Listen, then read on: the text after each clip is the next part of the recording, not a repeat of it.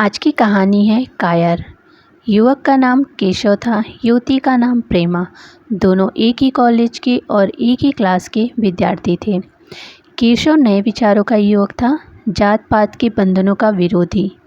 प्रेमा पुराने संस्कारों की कायल थी, पुरानी मर्यादाओं और प्रथाओं में पूरा विश्वास रखने वाली।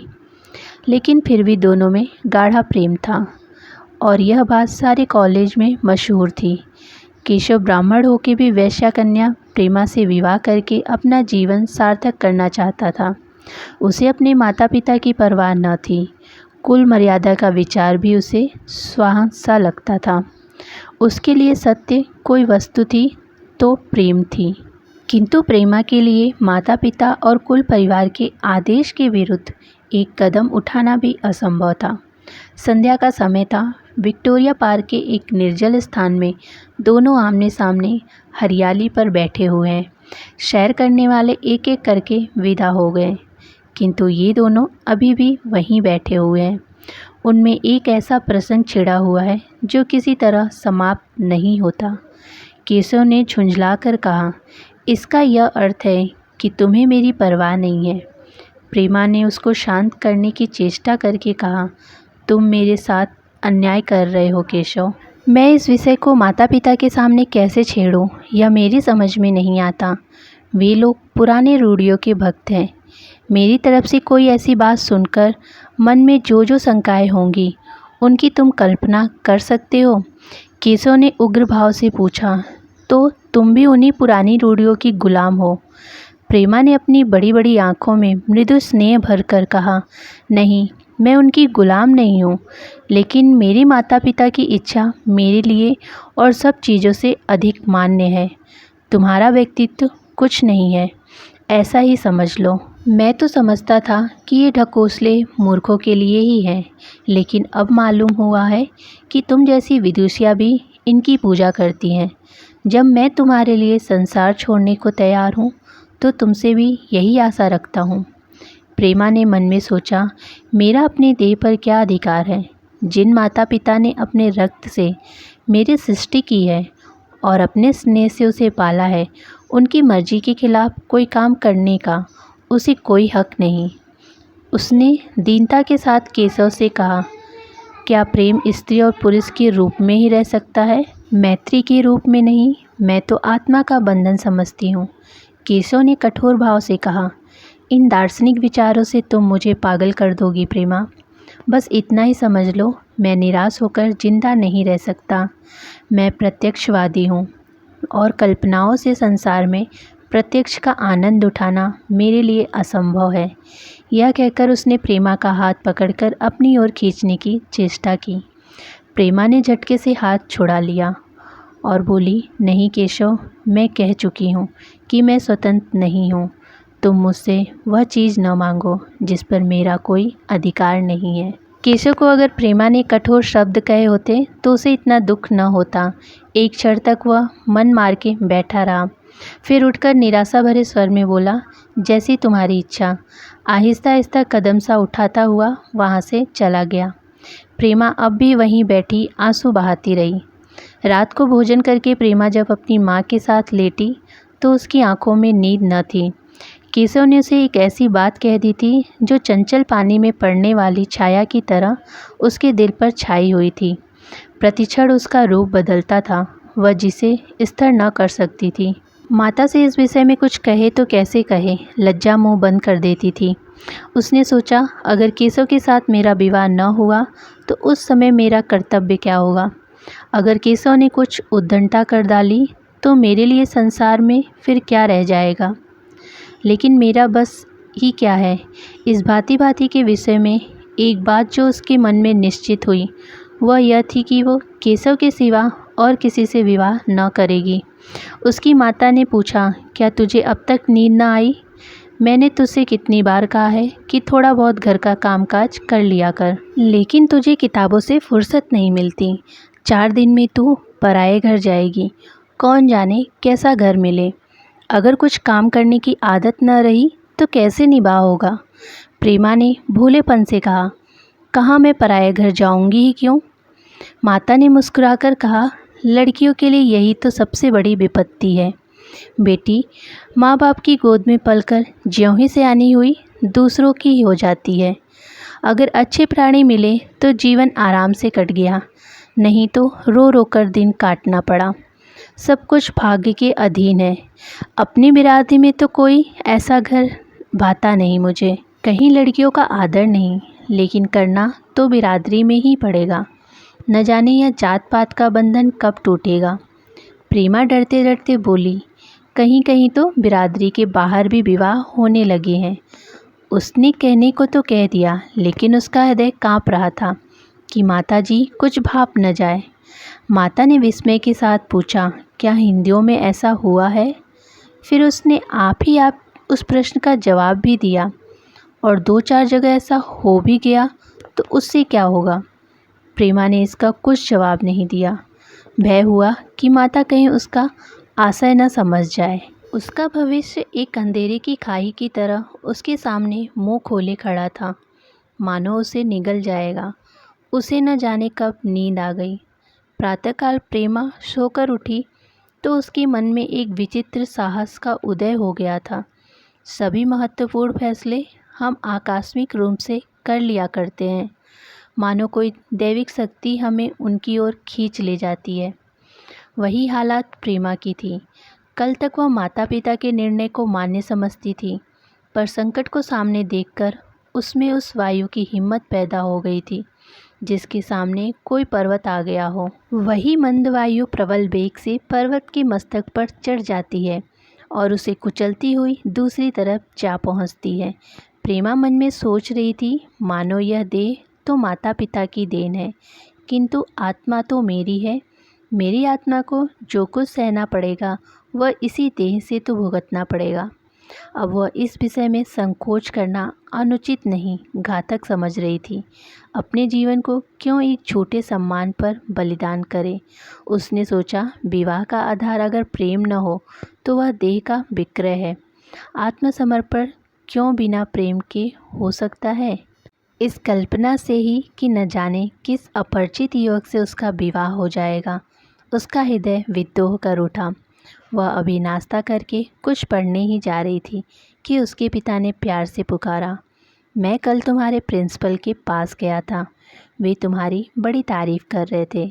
प्रेमा ने सरल भाव से कहा, आप तो यूं ही कहा कहते हैं। नहीं, सच।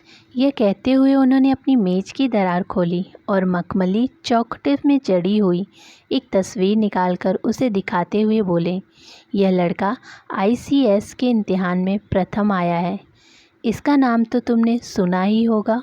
बूढ़े पिता ने ऐसी भूमिका बांध दी थी कि माँ उनका आशय न समझ सकी, लेकिन प्रेमा भाव गई।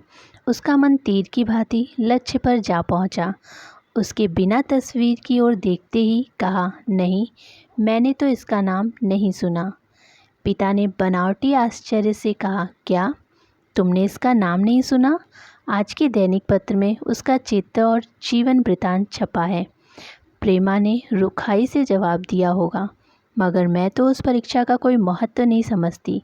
मैं तो समझती हूँ जो लोग इस परीक्षा में बैठते हैं वे पल्ले सिर के स्वार्थी होते हैं। आखिर उनका उद्देश्य इसके सिवा और क्या होता है कि वो अपने गरीब निधन दलित भाइयों पर शासन करें और खूब धन संचय करें। यह तो जीवन का कोई ऊंचा उद्देश्य नहीं है। इसे आपत्ति में जलन थी, अन्याय था, निर्दयता थी।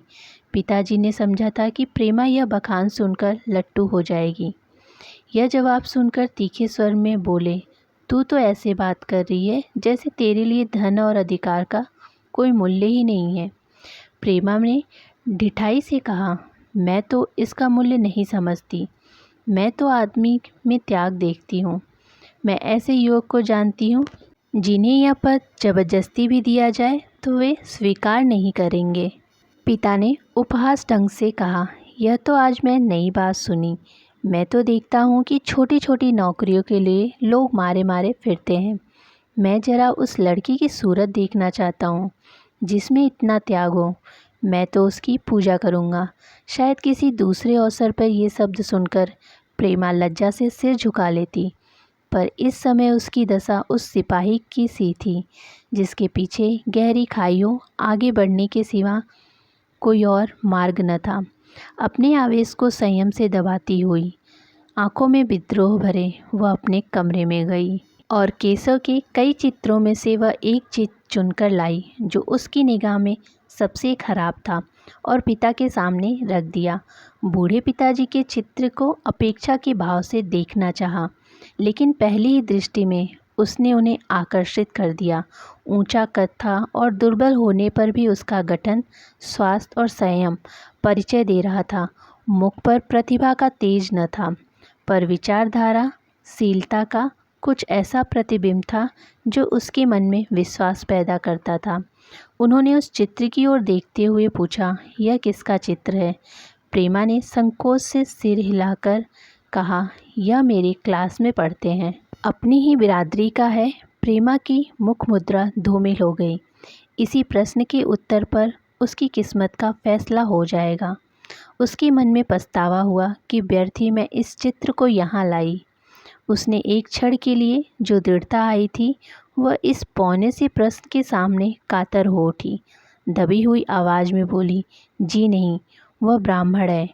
और यह कहने के साथ ही क्षुब्ध होकर कमरे से निकल गई, मानो यहाँ की वायु में उसका गला घुटा जा रहा हो, और दीवार की आड़ में होकर रोने लगी। लाला जी को तो पहले ऐसा क्रोध आया कि प्रेमा को बुलाकर साफ साफ कह दे कि यह असंभव है।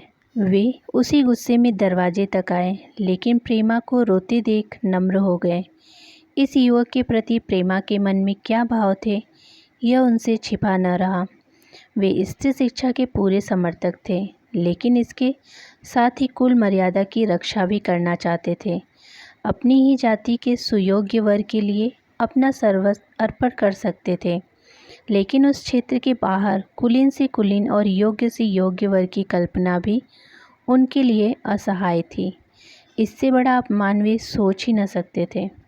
उन्होंने कठोर स्वर में कहा, आज से कॉलेज जाना बंद कर दो, अगर शिक्षा कुल मर्यादा को डुबोना ही सिखाती है। प्रेमा ने कातर कंठ से कहा, परीक्षा तो समीप आ गई है। लाला जी ने दृढ़ता से कहा, आने दो, और फिर कमरे में जाकर विचार में डूब गए। 6 महीने गुजर गए। लाला जी ने घर में आकर पत्नी को एकांत में बुलाकर बोले, जहाँ तक मुझे मालूम है केशव बहुत ही सुशील और प्रभावशाली युवक है। मैं तो समझता हूँ प्रेमा इस शोक में घुल घुल कर प्राण दे देगी। तुमने भी समझाया, मैंने भी समझाया और दूसरों ने भी समझाया, पर उस पर कोई असर नहीं होता। ऐसी दशा में हमारे लिए क्या उपाय है? उनकी पत्नी ने चिंतित भाव से कहा, कर तो दोगे, लेकिन रहोगे कहाँ? न जाने कहाँ से एक कुलक्षणी मेरी कोख में आई। लाला जी ने भवें सिकोड़कर तिरस्कार के साथ कहा, यह तो 1000 दफ़ा सुन चुका, लेकिन कुल मर्यादा के नाम को कहाँ तक रोएं? चिड़िया का पर खोलकर यह आशा करना कि वह तुम्हारे ही आंगन में फुदकती रहेगी भ्रम है। मैंने इस पर ठंडे दिल से विचार किया है और इस नतीजे पर पहुंचा हूं कि हमें इस आप धर्म को स्वीकार कर लेना चाहिए। कुल मर्यादा के नाम पर मैं प्रेमा की हत्या नहीं कर सकता। दुनिया हंसती है तो हंसे, मगर वह ज़माना बहुत जल्दी आने वाला है जब ये सभी बंधन टूट जाएंगे। आज भी सैकड़ों विवाह जात पात के बंधनों को तोड़कर हो चुके हैं। अगर विवाह का उद्देश्य स्त्री और पुरुष का सुखमय जीवन है तो हम प्रेमा की उपेक्षा नहीं कर सकते हैं। वृद्धा ने तुच्छ होकर कहा, जब तुम्हारी यही इच्छा है तो तुम मुझसे क्यों पूछते हो? लेकिन मैं कह ही देती हूँ कि मैं इस विवाह के नज़दीक न जाऊँगी, न कभी इस छोकरी का मुँह देखूँगी। समझ लूँगी जैसे और सब लड़के मर गए वैसे ये भी मर गई। तो फिर आखिर तुम क्या चाहती हो? क्यों नहीं उस लड़के से विवाह कर देते? उसमें क्या बुराई है? वह 2 साल में सिविल सर्विस पास करके आ जाएगा। केशव के पास क्या रखा है? बहुत होगा किसी दफ्तर में क्लर्क हो जाएगा। और अगर प्रेमा प्राण हत्या कर ले तो कर ले, तुम तो उसे और सह देते हो। जब उसे हमारी परवाह नहीं तो हम उसके लिए अपने नाम को कलंकित क्यों करें? प्राण हत्या करना कोई खेल नहीं है, यह सब धमकी है। जब तक उसे लगाम न दो, पूंछ पर हाथ भी न रखने देगी। जब उसके मन का यह हाल है तो कौन कहे केशव के साथ ही जिंदगी भर निभाह करेगी। जिस तरह आज उससे प्रेम है उसी तरह कल दूसरे से हो सकता है। तो क्या पत्ते पर अपना मांस बिकवाना चाहते हो? लाला जी ने स्त्री को प्रश्न सूचक दृष्टि से देखकर कहा। और अगर वह कल खुद जाकर केशव से विवाह कर ले तो तुम क्या कर लोगी? फिर तुम्हारी कितनी इज्जत रह जाएगी, वह चाहे संकोचवश या हम लोगों के लिहाज से हो। बैठी है, पर यदि जिद पर कमर बांध ले तो हम तुम कुछ नहीं कर सकते। इस समस्या का ऐसा भीषण अंत भी हो सकता है। यह इस वृद्धा के ध्यान में भी न आया था। यह प्रश्न बम के गोले की तरह उसके मस्तक पर गिरा। एक क्षण तक वह अवाक रही, बैठी रह गई, मानो इस आघात ने उसकी बुद्धि की धज्जियां उड़ा दी हो। फिर पराभूत होकर बोली, तुम्हें अनहोनी ही कल्पनाएं सूझती है। मैंने तो आज तक कभी भी नहीं सुना कि किसी कुलीन कन्या ने अपनी इच्छा से विवाह किया है। तुमने न सुना हो, लेकिन मैंने सुना है और देखा है, और ऐसा होना बहुत संभव है। जिस दिन ऐसा होगा उस दिन तुम मुझे जीती न देखोगे। मैं यह नहीं कह रहा कि ऐसा होगा, लेकिन होना संभव है। तो जब ऐसा होना है तो इससे तो यही अच्छा है कि हम ही प्रबंध कर दें। जब नाक ही कट रही है तो तेज छुरी से क्यों न कटे। कल केशव को बुलाकर देखो क्या कहता है। केशव के पिता सरकारी पेंशनर थे, मिजाज से चिड़चिड़े और कृपण। धर्म के आडंबरों में ही उनके चित्त को शांति मिलती थी। कल्पना शक्ति का अभाव था, किसी के मनोभाव का सम्मान न कर सकते थे। वे अब भी उस संसार में रहते थे जिसमें उन्होंने अपने बचपन और जवानी के दिन काटे थे। नवयुग की बढ़ती हुई लहर को वे सर्वनाश कहते थे और कम से कम अपने घर को दोनों हाथों और पैरों का जोर लगाकर उसे बचाए रखना चाहते थे। इसीलिए जब एक दिन प्रेमा के पिता उसके पास पहुँचे तो केशव से प्रेमा के विवाह का प्रस्ताव किया। तो बूढ़े पंडित जी अपने आप में न रह सके, धुंधली आंखें फाड़कर बोले, आप भंग तो नहीं खा गए हैं? इस तरह का संबंध, और चाहे जो भी कुछ हो, विवाह नहीं है। मालूम होता है आपको नए जमाने की हवा लग गई है। बूढ़े बाबूजी ने नम्रता से कहा, मैं खुद ऐसा संबंध नहीं पसंद करता। इस विषय में मेरे भी यही विचार है जो आपके, पर बात ऐसी आ पड़ी है कि मुझे विवश होकर आपकी सेवा में आना पड़ा। आजकल के लड़के और लड़कियां कितने स्वेच्छाचारी हो गए हैं, यह तो आप जानते ही हैं। हम बूढ़े लोगों के लिए अब अपने सिद्धांतों की रक्षा करना कठिन हो गया है। मुझे भय है कि कहीं ये दोनों निराश होकर अपनी जान पर न खेल जाएं। बूढ़े पंडित जी जमीन पर पांव पटकते हुए गरज उठे, आप क्या कहते हैं साहब? आपको शर्म नहीं आती? हम ब्राह्मण हैं, और ब्राह्मणों में भी कुलीन। ब्राह्मण कितने ही पंडित हो गए हों, इतने मर्यादा शून्य नहीं है कि वे बनिए बकवालों की लड़की से विवाह करते फिरे। जिस दिन कुलीन ब्राह्मणों में लड़कियों न रहेंगी उस दिन यह समस्या उपस्थित हो सकती है। मैं कहता हूँ आपको, मुझसे यह बात कहने की साहस कैसे हुआ? बूढ़े बाबूजी जितना दबते थे उतना ही पंडित जी बिगड़ रहे थे। यहाँ तक कि लाला जी अपना अपमान ज़्यादा न सह सके और अपनी तकदीर को कोसते हुए चले गए। उसी वक्त केशव कॉलेज से आया। पंडित जी ने तुरंत उसे बुलाकर कठोर कंठ से कहा, मैंने सुना है तुमने किसी बनिए के लड़के से अपना विवाह कर लिया है। यह खबर कहाँ तक सही है? केशव ने अनजान भरकर पूछा, आपसे किसने कहा? किसी ने कहा। मैं पूछता हूँ, यह बात ठीक है या नहीं? अगर ठीक है और तुमने अपनी मर्यादा को डुबाना निश्चित कर लिया है, तुम्हारे लिए हमारे घर में कोई स्थान नहीं है। तुम्हें मेरी कमाई का एक ढेला भी नहीं मिलता। मेरे पास जो कुछ है वह मेरी अपनी कमाई है। मुझे अख्तियार है कि मैं उसे जिसे चाहूँ दे दूँ। तुम यह अनिति करके मेरे घर में कदम नहीं रख सकते। केशव पिता के स्वभाव से परिचित था। प्रेमा से उसे प्रेम था। वह गुप्त रूप से प्रेमा से विवाह कर लेता। बाप हमेशा थोड़ी बैठे रहेंगे। माता के स्नेह पर उसे विश्वास था। उसे प्रेम की तरंग में वह सारे कष्टों को झेलने के लिए तैयार मालूम होता था। लेकिन जैसे कोई कायर सिपाही बंदूक के सामने जाकर हिम्मत खो बैठता है और कदम पीछे हटा लेता है, वैसी ही दशा केशव की हुई। वह साधारण युवक की तरह सिद्धांतों के बड़े बड़े तर्क कर सकता था। जबान में उसने अपनी भक्ति की दुहाई दे सकता था, लेकिन इसके लिए यातनाएं झेलने की सामर्थ्य उसमें न थी। अगर वह अपनी जिद पर अड़ा और पिता ने भी अपनी टेक रखी तो उसका कहाँ ठिकाना लगेगा, उसका जीवन नष्ट हो जाएगा। उसने दबी जबान से कहा, जिसने भी आपसे यह कहा बिल्कुल झूठ है। पंडित जी ने तीव्र नेत्र से देखकर कहा, तो यह खबर बिल्कुल गलत है? जी हाँ, बिल्कुल गलत है। तो तुम आज ही इसी वक्त उस बनिए को खत लिख दो और याद रखो, अगर इस तरह की चर्चा फिर उठी तो तुम्हारा सबसे बड़ा शत्रु होऊंगा। बस जाओ। केशव और कुछ न कह सका, वह वहाँ से चला। तो ऐसा मालूम होता था कि पैरों में दम ही नहीं है। दूसरे दिन प्रेमा ने केशव के नाम यह पत्र लिखा। प्रिय केशव, तुम्हारे पूज्य पिताजी ने लाला जी के साथ जो अशिष्ट और अपमानजनक व्यवहार किया है, उसका हाल सुनकर मेरे मन में बड़ी शंका उत्पन्न हो रही है। शायद उन्होंने तुम्हें भी डांट फटकार बताई होगी। ऐसी दशा में मैं तुम्हारा निश्चय सुनने के लिए विकल हो रही हूँ। तुम्हारे साथ हर तरह का कष्ट झेलने को तैयार हूँ। मुझे तुम्हारे पिताजी की संपत्ति का मोह नहीं है। मैं तो केवल तुम्हारा प्रेम चाहती हूँ और उसी में प्रसन्न हूँ। आज शाम को यहीं आकर भोजन करो। दादा और माँ दोनों तुमसे मिलने की इच्छुक हैं। मैं वह स्वप्न देखने में मग्न हूँ जब हम दोनों उस सूत्र में बन जाएंगे जो टूटना नहीं जानता, जो बड़ी से बड़ी आपत्ति में भी अटूट रहता है। तुम्हारी प्रेमा। संध्या हो गई और इस पत्र का कोई जवाब नहीं आया। उसकी माता बार बार पूछती, केशव आए नहीं? बूढ़े लाला भी द्वार की ओर आंख लगाए बैठे थे। यहाँ तक कि रात के 9 बज गए, पर न तो केशव आया न उसका पत्र। प्रेमा के मन में भांति भांति के संकल्प विकल्प उठ रहे थे।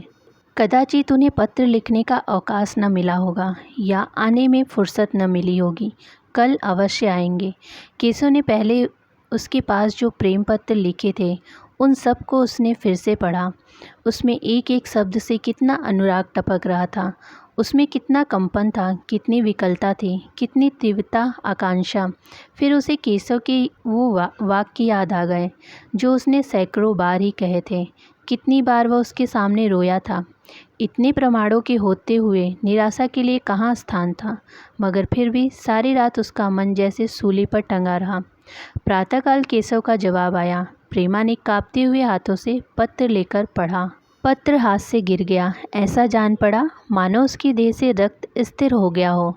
लिखा था, मैं बड़े संकट में हूँ कि तुम्हें क्या जवाब दूँ। मैंने इधर इस समस्या का खूब ठंडे दिल से विचार किया है और इस नतीजे पर पहुँचा हूँ कि वर्तमान दशाओं में मेरे लिए पिताजी की आज्ञा की अपेक्षा करना दुस्सह है। मुझे कायर न समझना, मैं स्वार्थी भी नहीं हूँ, लेकिन मेरे सामने जो बाधाएं हैं उन पर विजय पाने की शक्ति मुझ में नहीं है। पुरानी बातों को भूल जाओ। उस समय मैंने इन बाधाओं की कल्पना न की थी। प्रेमा ने एक लंबी गहरी आंखों से धुआंधार आंसू और उस खत को फाड़कर जिस केशव को उसने अपने अंतःकरण से वड़ लिया था वह इतना निष्ठुर हो जाएगा, इसकी उसको रत्ती भर भी आशा न थी। ऐसा मालूम पड़ा मानो अब तक वह कोई सुनहरा स्वप्न देख रही थी, पर आँख खुलने पर वह सब अदृश्य हो गया। जीवन में जब आशा ही लुप्त हो गई हो तो अब अंधकार के सिवा और क्या रहा। अपने हृदय की सारी संपत्ति लगाकर उसने एक नाव लदवाई थी, वह नाव जगमग्न हो गया। अब दूसरी नाव कौन वहाँ से लदवाए। अगर वह नाव टूटी है तो उसके साथ वह भी डूब जाएगी। माता ने पूछा कि केशव का पत्र है। प्रेमा ने भूमि की ओर ताकते हुए कहा, हाँ, उनकी तबीयत अच्छी नहीं है, इसके सिवा और क्या कहे। केशव की निष्ठुरता और बेवफाई का समाचार कहकर लज्जित होने का साहस उसमें न था। दिन भर वह घर के काम धंधों में लगी रही, माने उसे कोई चिंता ही नहीं। रात को उसने सबको भोजन कराया, खुद भी भोजन किया और बड़ी देर हारमोनिया पर गाती रही, मगर सवेरा हुआ तो उसके कमरे में उसकी लाश पड़ी थी। प्रभात की सुनहरी किरणें उसके पीले मुख को जीवन की आभा प्रदान कर रही थी। तो फ्रेंड्स, कहानी अगर पसंद आई तो वीडियो को लाइक, शेयर एंड चैनल को सब्सक्राइब जरूर कीजिएगा। धन्यवाद।